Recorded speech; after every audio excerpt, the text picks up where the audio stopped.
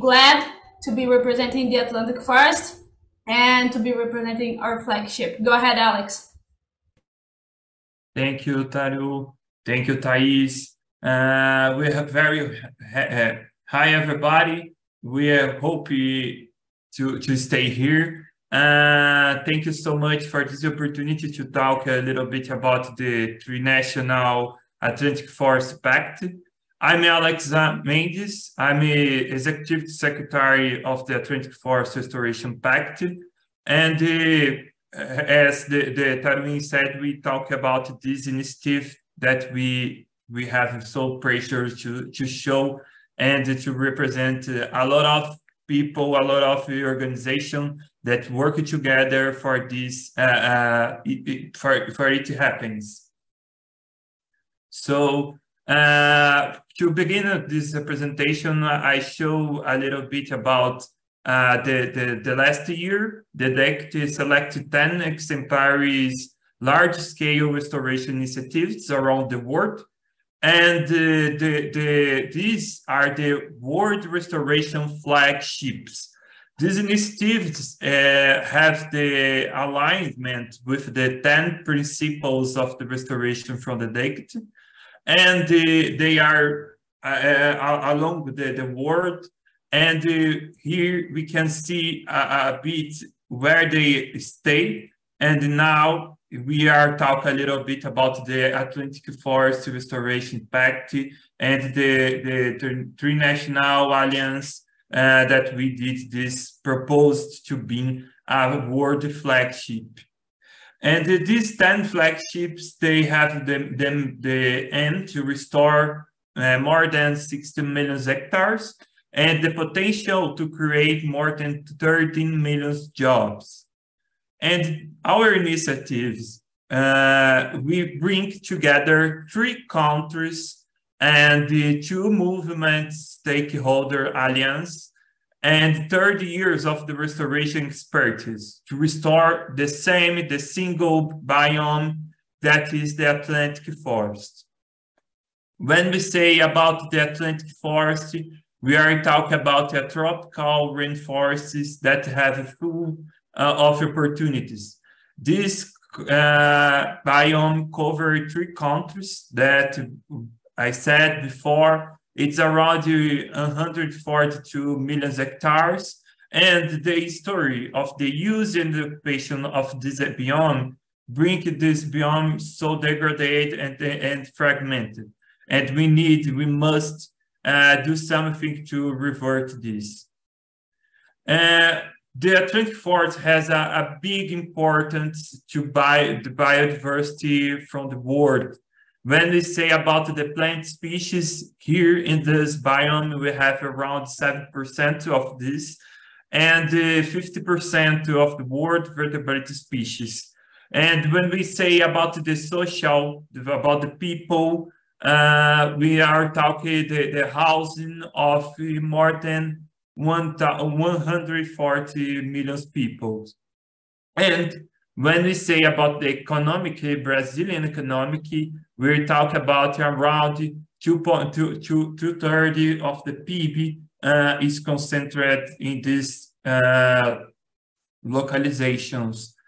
And because of that, because this importance with the biodiversity, this biome is considered as a hotspot of conservation.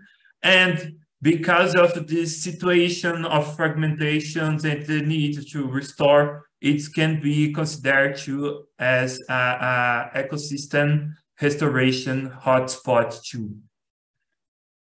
Then we have a big challenge to restore this extremely degraded biome, but it can be traduced as an opportunity to large-scale restoration.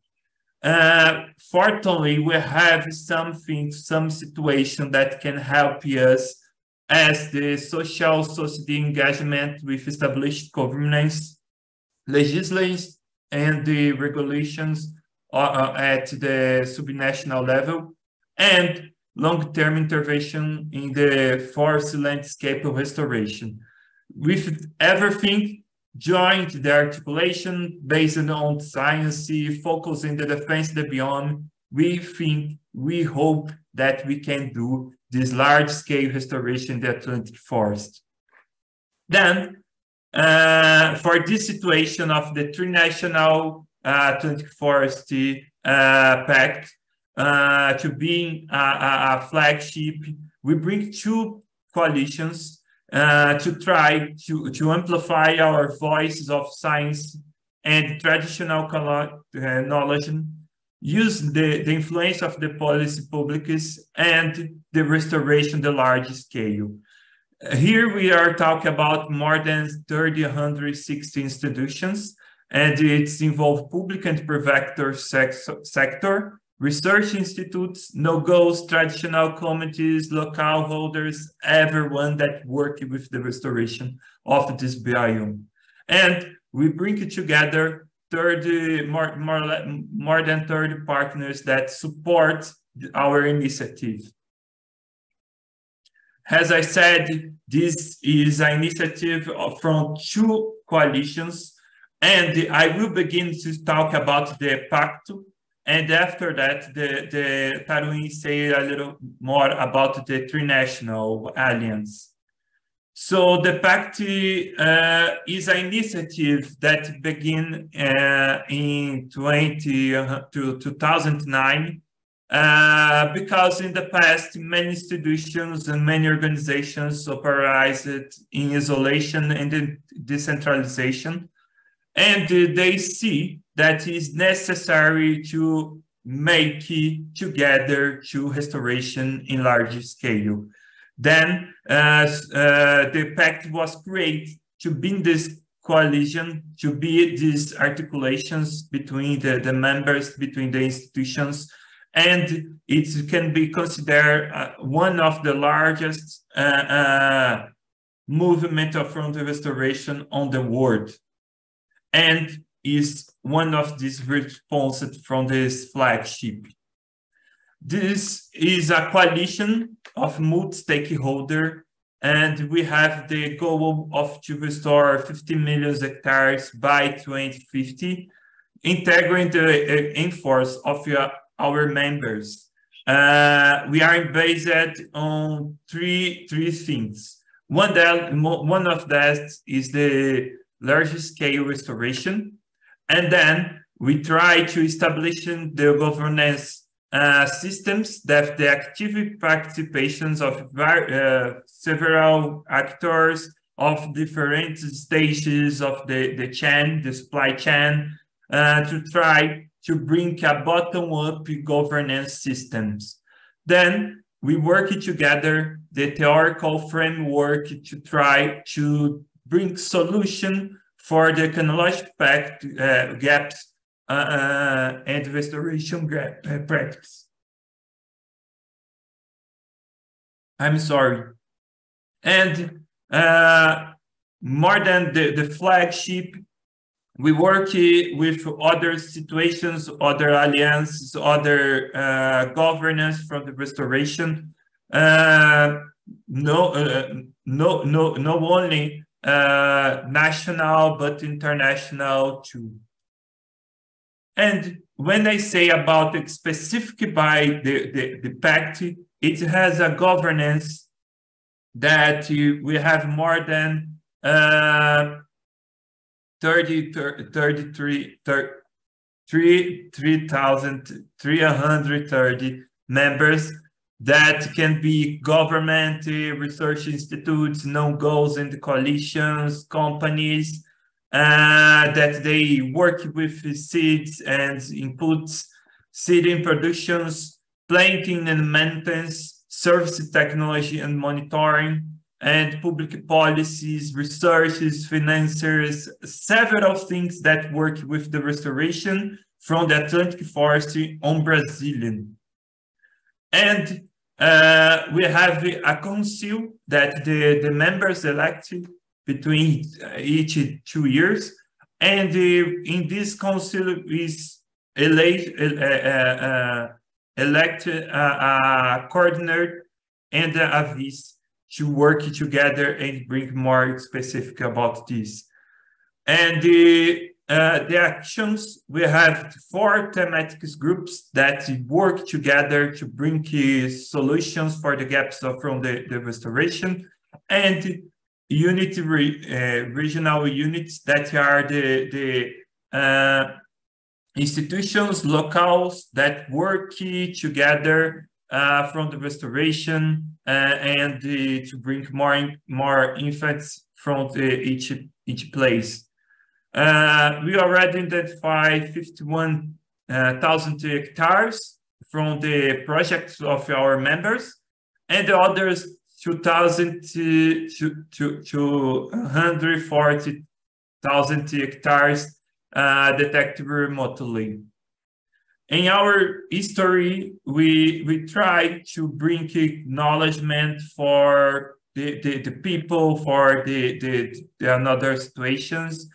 And during these 14 years, the Pact did a lot of productions that include scientific articles, books, and chapters, monitor protocols, everything to try to support the make decisions of our members, and then it can be influence the public policy. And when we say about the forest restoration, we have a lot of things to develop. And the Pact is an important rule in this articulation of the actors. Thanks so much to talk a little bit about the Pact.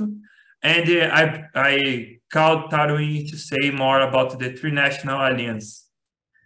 Thanks, Alex. So, as Alex mentioned, guys, the Trinational Atlantic Forest Pact flagship is made up of 2 multi-stakeholder alliances. Alex just gave us some more details about one of them, the Pact, and now we're going to talk about a little bit more of the Trinational Alliance for the Atlantic Forest Restoration. And I see we have some South America colleagues here. Me parece que tenemos algunos compañeros acá de América Latina, entonces muchas gracias. Thank you for joining us. And let's deep dive into the South America perspective. Alex, go ahead.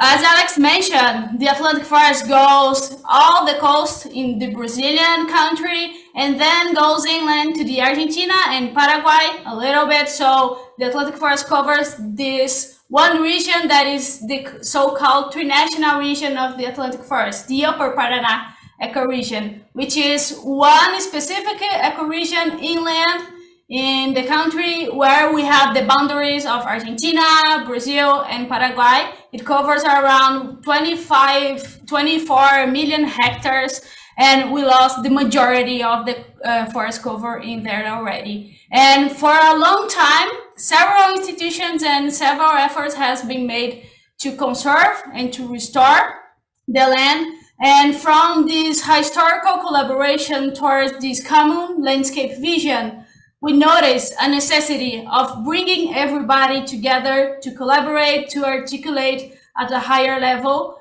And inspired by the Pact that Alex just mentioned, we started this movement of multi-stakeholder collaboration, the Trinational Alliance for the Atlantic Forest Restoration. Go ahead, Alex. Which is a multi-sectoral movement that aims to promote the articulation of these different actors that are happening in the landscape, bringing publicly, private, and civil society and institutions together from Argentina, Brazil, and Paraguay in favor of restoring and conserving the Upper Paraná Atlantic Forest. And if we translate or go in one short phrase, it is connecting people to reconnect the Atlantic Forest. This is our main goal, and that's why we keep working in a network of people. Currently, we have 70 stakeholders that are distributed across the 3 countries to face the eco-regional challenge to restore more than 1.65 million hectares. This is only the legal requirement to be in agreement with the legislation that requires to protect and restore degraded lands in the three countries. So if we look to this is a huge challenge that one unique institution cannot do by itself. That's why we bring each member as a part of the solution to articulate, to bring public policies, to act on advocacy at larger scale, and to bring technical expertise, to look to fundraising, to core functions of the landscape, like enabling conditions that we need to ensure that these 1.65 million hectares are restored. And what does it mean to be part of this multi-stakeholder collaboration? Means doing restoration in the field in each country, but it also means engaging local community, giving support to the entire restoration supply chain, and bringing these common projects and common goals to the landscape. Go ahead, Alex. And how do we work? As I said, we are three countries, and we cannot forget that each country has its local context.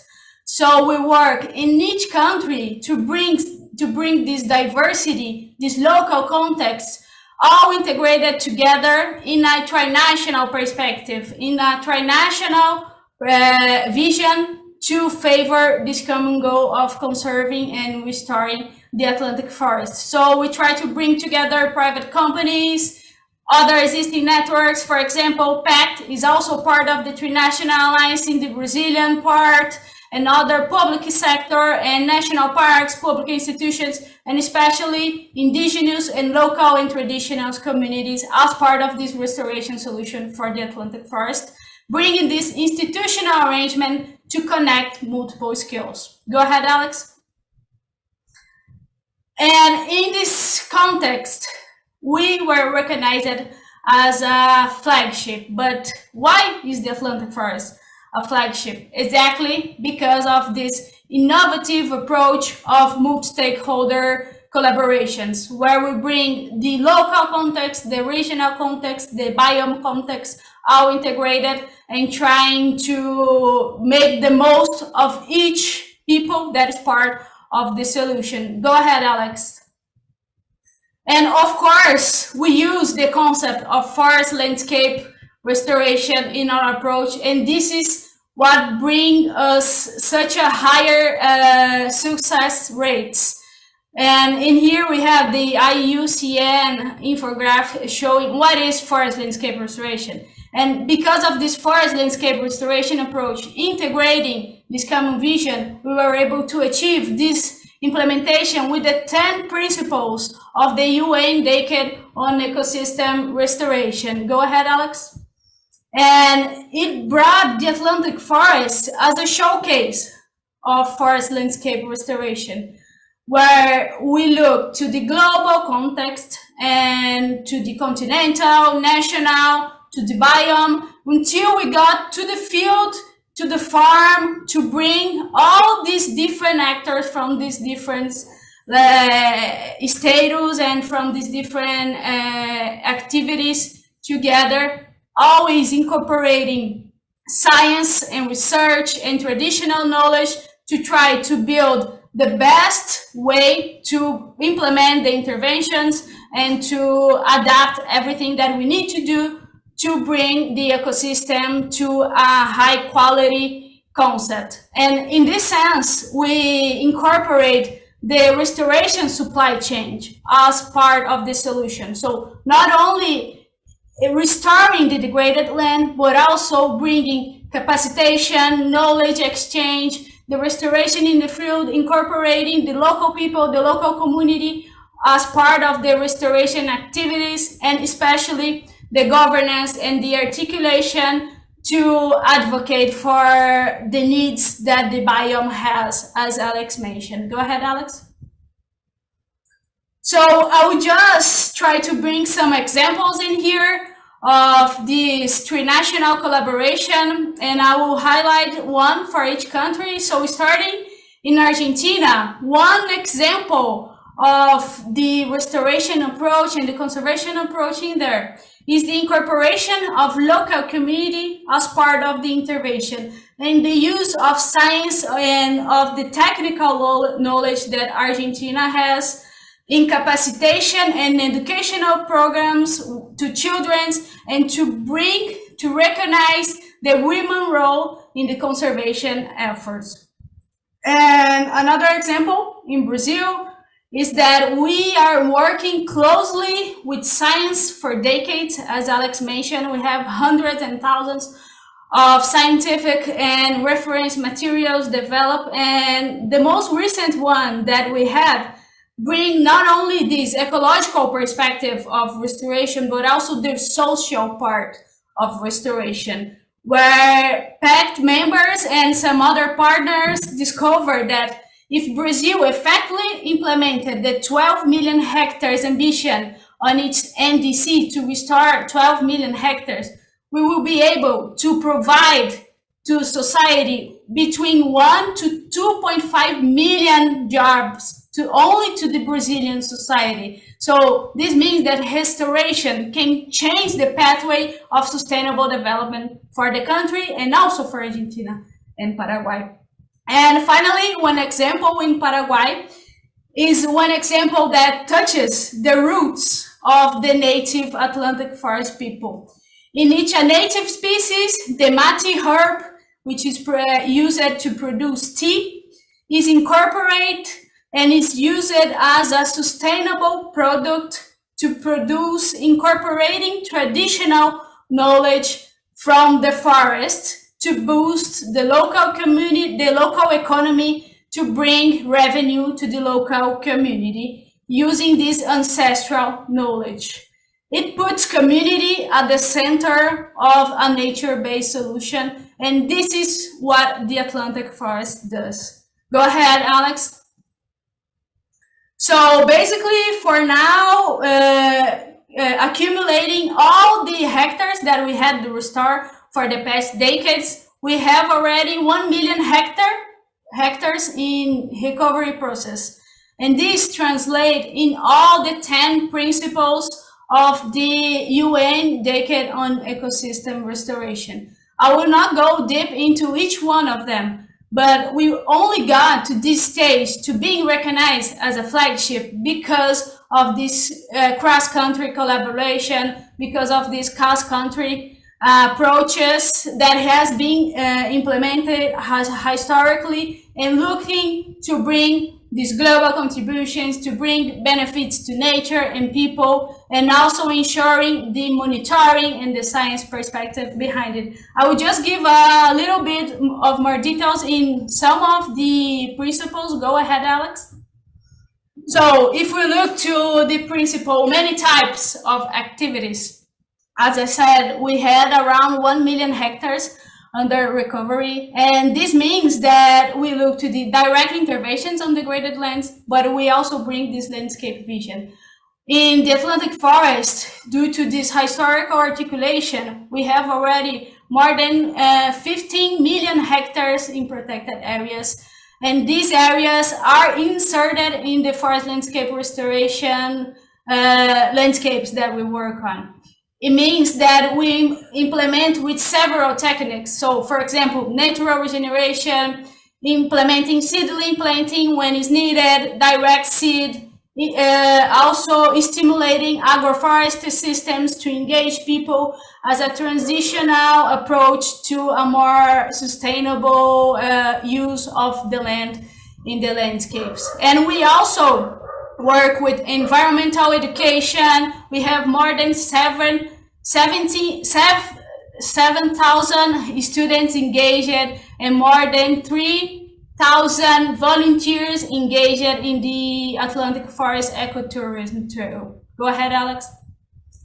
This is one example of before and after photo of the Atlantic Forest. Is made by one of the 370 members of the flagship Copaíba. Go ahead again, Alex. Thank you.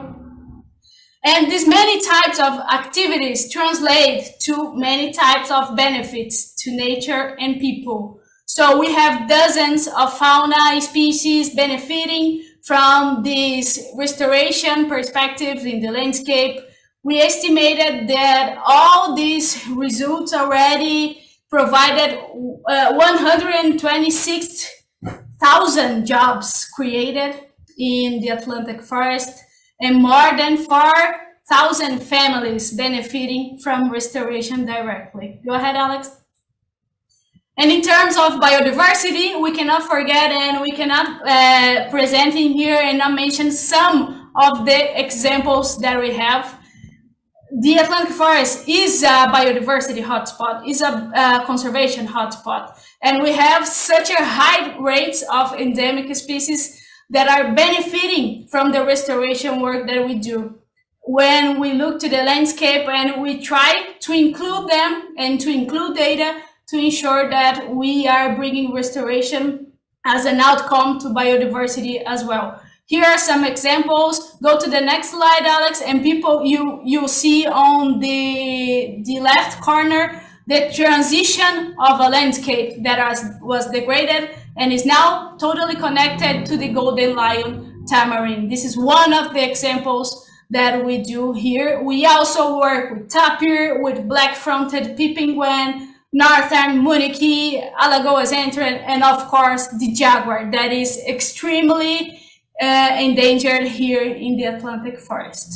And of course the plants and all the flora species that benefit from restoration. And finally, the reason that we are here as a multi-stakeholder platform, because of the broad engagement that brings together knowledge integration and also the local and the land context as a solution for the restoration. So we have more than 370 people contributing to our approach. We have been with participation of hundreds of people in capacitation and technical knowledge exchange, hundreds of scientific articles, books, and reference documents, also influence public policies, influencing laws and creations of laws and restoration plans. We have more than 300 families engaged only in Argentina. So these are only some of the examples that we have as outcomes, as results of this broad engagement and all these principles that we adopt. And especially we have 130 restoration institutions across the Atlantic forest. This means a broad impact on the society because we are bringing the local knowledge, but we are also giving back to the landscape, ensuring that we have these green jobs that can bring quality to life and also provide revenue to local people. Go to the next slide, please, Alex. So a final message here is that we are celebrating. We still are celebrating that we were recognized as a flagship, and we recognize that this is a long-term effort and is not exclusive from one or two multi-stakeholder platform or one or two institutions. This comes as a historical collaboration that happens in the Atlantic forest and is only at the tipping point of the possible solution that we have. This is only a small part of the entire transformation that we can do in South America, in Atlantic forest, and also we believe that we can be seen as an example of how restoration can be a transformative way to bring benefits to nature and to people. And we hope that in here we inspire us, you guys, to also try to join and to articulate and to participate even more on the UN Decade on Ecosystem Restoration. Thank you. It was a pleasure sharing a little bit here with you guys.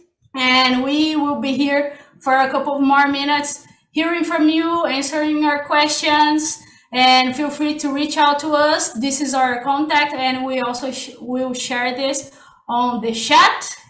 And to finalize, we actually will leave some questions here for you guys to hear a feedback from you, and also not only answer your questions, but try to hear good perspectives from you as well. So how do you see our flagship contributing to the UN decade on ecosystem restoration?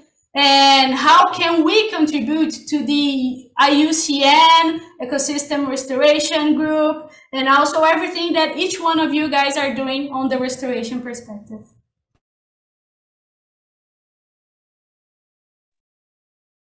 Okay, thank you, Taruhim and Alex, for this presentation. It was very interesting. And now I will pass over to Gwendolyn here, that she will run over the Q&A now.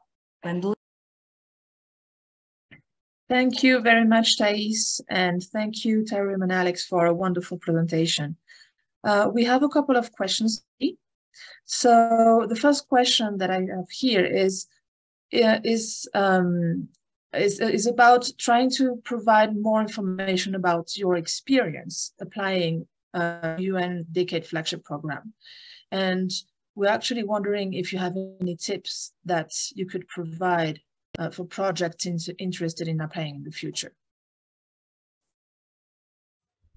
I'll get started here, Alex, and you can join as well. I believe that there are two main points in here: maintaining a constant relationship and seizing the opportunities that appear to us. We're not counting or planning on being a flagship. We saw this opportunity, and we had the data and the collaboration needed to build this strong case that we pitched for the flagship. So because of this collaboration that we already had, it led us to this recognition, and also sustaining this collaboration and this articulation with the UN Decade. Since the recognition of the flagship, we tried to keep a constant dialogue with the UN Decade and trying to see how we can connect things, and also try to help another possible cases, or try to amplify the voices of restoration in the landscape. So I believe these are two key points, like maintaining relationship, not only internally, but externally, and seizing the moment, seizing the opportunities that appear. Do you want to add anything in here, Alex? I just like to complete our contest that this is it's only possible because the contribution of several people, several situations that we have along 30 years from the history, from the restoration ecology on the Atlantic forest, and they contribute for our acknowledgement, the practice, and nowadays we can have this recognition as the flagship. Wonderful, thank you so much. The next question is about your targets. So given your proposed timeline and the huge spatial scale that you're working at, we are wondering about what your target is exactly for restoration, and how you can actually assess the success of the different programs involved at the local and regional scales. Do you want to comment on that, Alex? Can you? Okay, so Pact and the Trinational Alliance have a common ambition.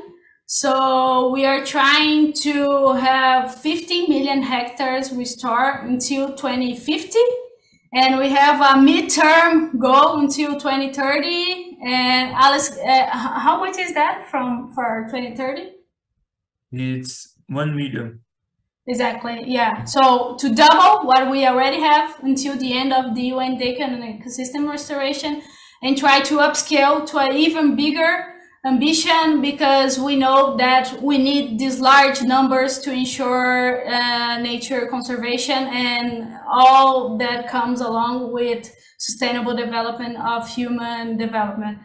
And how do we keep this in place? Because of the science behind our multi-stakeholder approach. So we have a strong monitoring protocol that takes place, and also a strong governance. So we have local institutions that represent how we act on the multi-stakeholder alliances, and they are the holders of the information. So they collect the data in the field, they bring to this common multi-stakeholder platform, geospatial platform that we have, and we incorporate this data at the regional level and at the biome level with common indicators, with the same database and everything. So we filled our geospatial database with information from the field, and we also try to fill in it and also to monitor and keep a constant update by going to the field and bring some additional indicators, not only the geospatial ones. There is a public document that Pact published about the monitoring protocol of restoration in the Atlantic forest. And right now we are actually trying to translate and to incorporate it in Argentina and Paraguay as well, and only because of the flagship. Only completely, Taruhim. This protocol is a result from a large cases of the studies that the researchers help us and bring a protocol to monitor. And this protocol can bring reality case, a showcase of framework to bring politics publics in the state from São Paulo and Rio de Janeiro in Brazil. And nowadays, the Pact is trying to work more about the social, to understand more the impact in this sector, and to try to bring more situations to large scale. We must to bring the monitor in large scale. Then we working in a new protocol about the use of this remote sensing to monitor these areas from the restoration. Thank you very much for this detailed answer. We still have a couple of questions for you. One would be about the payment for ecosystem services projects that are involved. And we are wondering about them. I mean, if you have like any information that you could give us about these kinds of projects and how they are funded within this framework. We have one main example of success in Brazil that we always refer to when we talk about the payment for ecosystem service, which is a state program in Espírito Santo at subnational level called Reflorestar. So by working strongly with public policies, the subnational agencies and public agencies were able to adapt and to adopt actually payment for ecosystem services at the state level and work with several landscape and several local holders, landholders, to conserve and to restore land. So the state has a program and has its legislation and all the public policies required to implement this program. And it comes with the other actors, stakeholders support. So they bring technical knowledge to go to the field and to work with the landholders.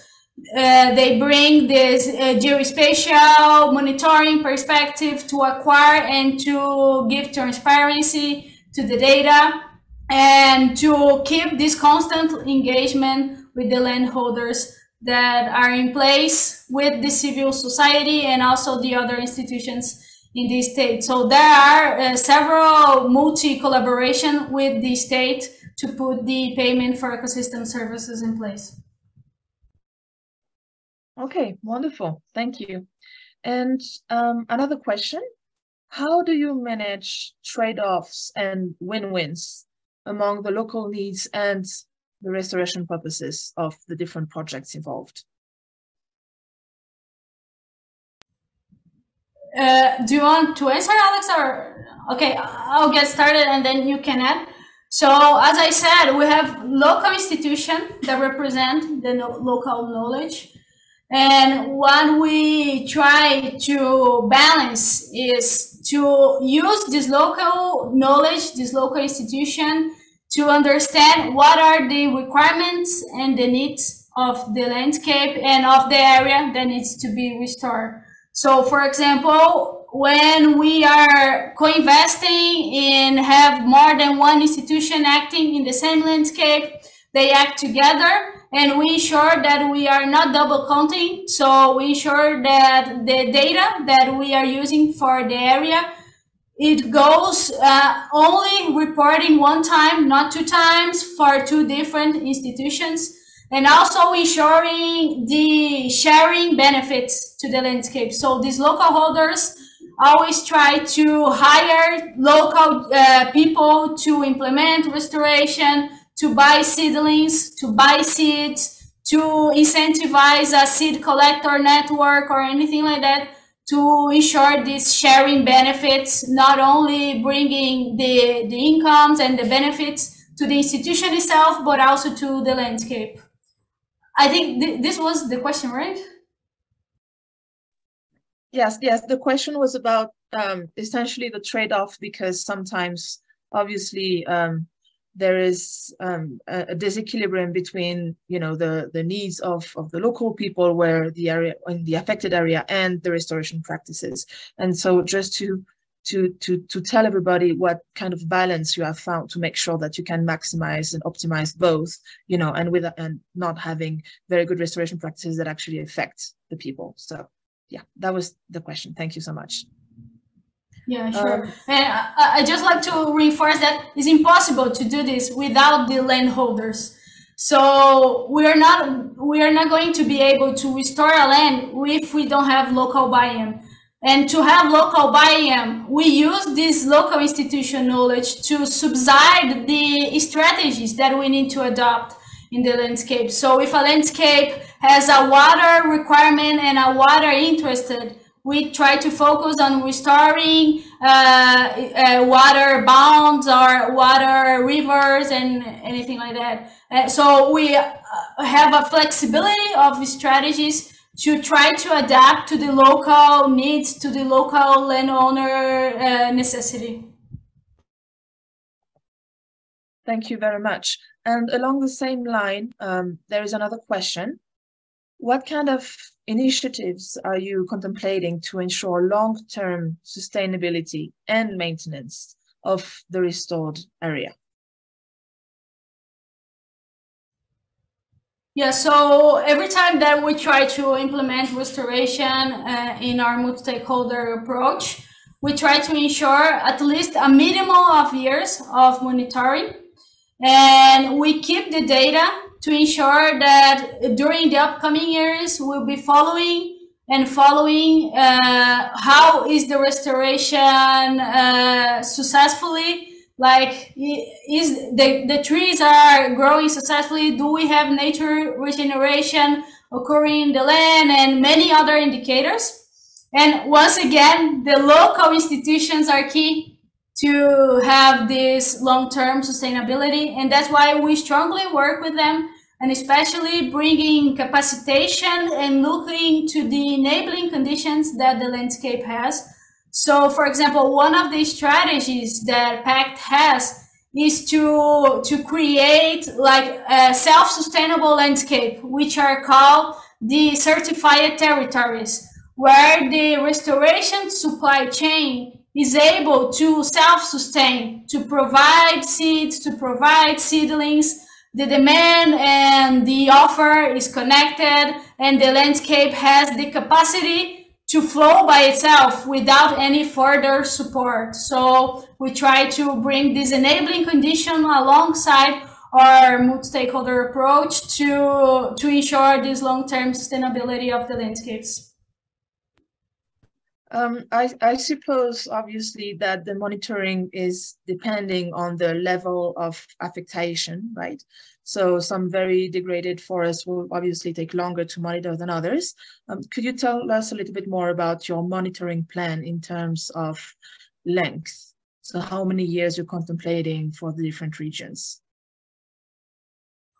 Yeah, on the scientific protocol that we publish, there are these measures, but it's noteworthy to say that each state has different legislation, and in each state we adopt and we adapt actually according to the legislation.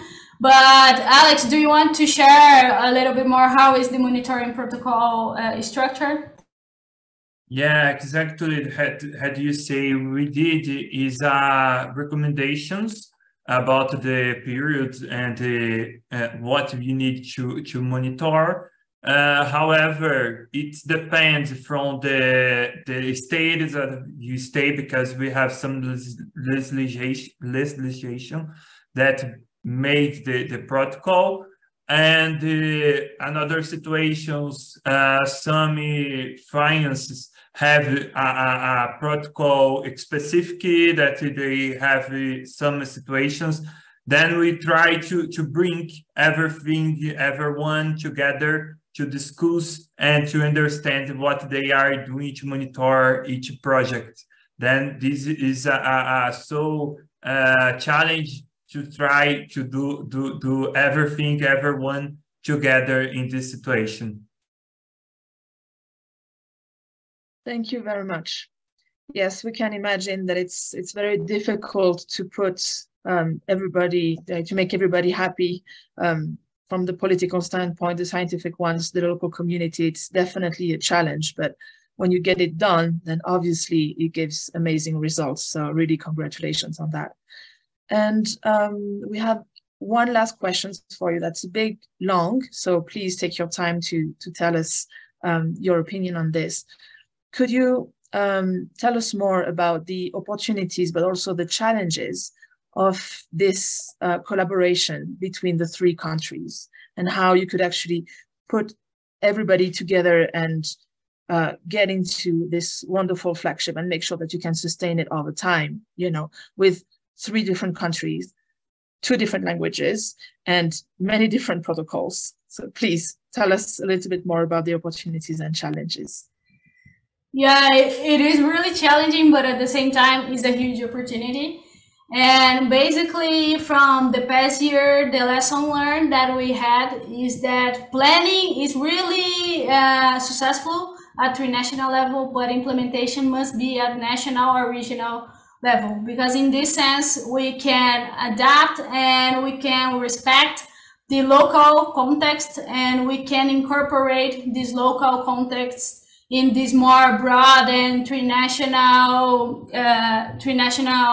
common vision that we're building. And especially when we talk about public policies and legislation and public agencies involvement, because each country has each context, and our strategy in this is to ensure that we have enough representativeness from each actor and from each country to ensure when we build this common vision is representing well these national perspectives. But of course, implementation at Trinational level,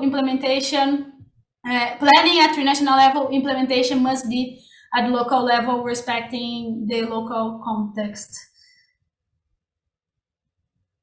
Yeah. Any particular challenges? Oh, sorry, please go ahead. No, the difficulty, as you said, the language is difficult, but however, when we have different situations, we have different acknowledgements, and it's a so good, important opportunity to bring and to do this exchange of the showcases, methodologies to restore, methodologies to monitor, and we can use the expertise each country, no only country, but each member, each institution, each local, we can bring everyone, and then we can try today change the expertise, the situation, and this is so important for bring the large scale in the restoration. Yeah, we speak Portugal all the time, which is like a new language, a merge of Portuguese with Spanish, and it works really well. And one practical example, when I think you were going to ask about this, is the map biomas. Map biomas is one geospatial data that happens in Brazil. It's really strong and has a lot of qualitative and quantitative information about the biomes in Brazil. And because of this cross-country collaboration, Map Biomas started to expand to Argentina and Paraguay to have the entire Atlantic forest covered. So right now we do have Map Biomas Bosque Atlântico, where we are trying to bring the quality of the data to the same level in the three countries to ensure a common database and to ensure that we are properly planning and using the same level of information and also using this on the practical level as well. So Map Biomas Bosque Atlântico is one example of how a challenge can become an opportunity. And this highlights that in terms of the restoration, Brazil is a little bit advanced, especially because of Pact that has more years of experience than the Trinational Alliance. But we are using this as an example on where we can get in Argentina and Paraguay as well. So the protocol that we were talking about, the monitoring protocol, we are trying to adapt and to convert it to Argentina and Paraguay as well. And in this sense, with the flagship, we will be able to achieve, once I expect before the decade ends, this common sense in the entire Trinational Atlantic forest. Thank you very much, Taruhim and Alex, for great presentations and for taking the time to answer our questions. I'm sure that many of the participants will be in touch to know more about this fantastic program.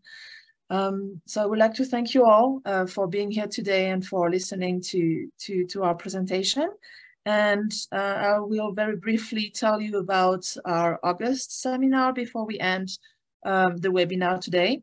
So the August webinar will take place on August 18th, and it will be about a new interactive database from the UN Decade for sharing and learning about good restoration practices available to the global restoration community.